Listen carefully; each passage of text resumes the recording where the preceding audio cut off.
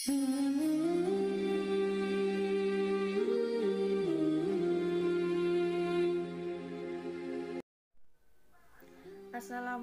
warahmatullahi wabarakatuh.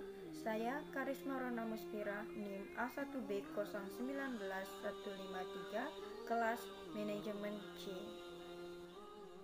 Bismillahirrahmanirrahim. Alhamdulillahirabbil alamin.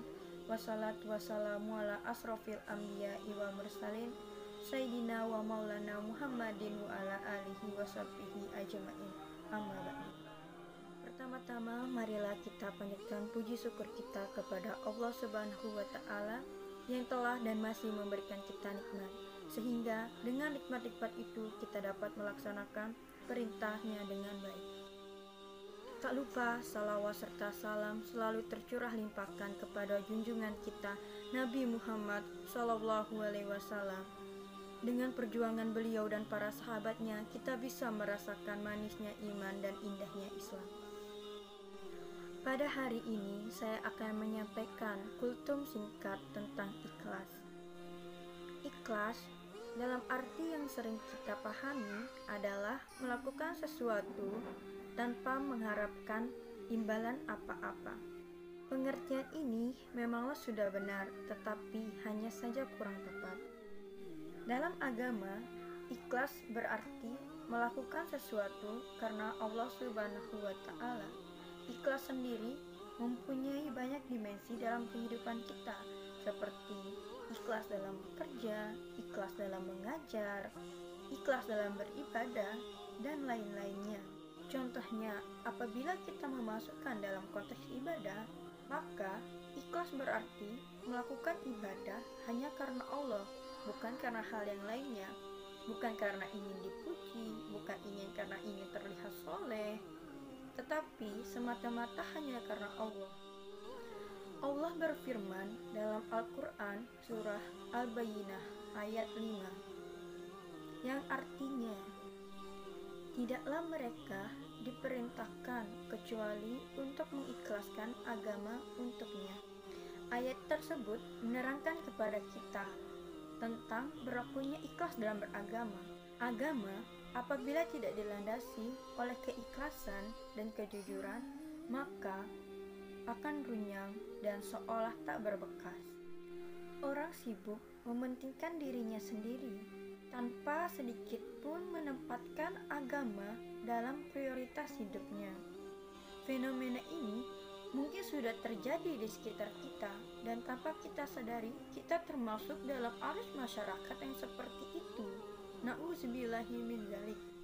Semoga kita dihindarkan oleh Allah dari sifat yang seperti itu. Ikhlas dalam beragama menjadi sangatlah penting untuk pupuk dalam diri kita, karena dengan adanya keikhlasan, semua urusan menjadi lebih tenang dan mudah untuk dijalankan. Ikhlas juga menjadi sangat penting untuk dipraktikkan, karena setiap amalan yang kita lakukan tidaklah sah di mata Allah apabila tidak tanpanya. Dalam hadis yang diriwayatkan oleh Imam Muslim dalam kitab Sahih Muslim, diceritakan tentang suatu perkara yang akan terjadi pada saat hari akhir nanti di hadapan Allah. Saya kutip satu kisahnya. Dikatakan nanti di hadapan Allah Subhanahu wa Ta'ala, ada seorang hamba yang ditanya oleh Allah, "Apa yang telah engkau lakukan, wahai hambaku, selama di dunia?" Ia menjawab, "Saya berjuang dan berperang demi engkau ya Allah, sehingga saya mati syahid." Allah berkata, "Dusta, kamu berperang bukan karena aku, melainkan agar disebut orang yang berani. Kini kamu telah menyandang gelar tersebut." Kemudian Allah memerintahkan agar dia dicampakkan dan dilempar ke neraka.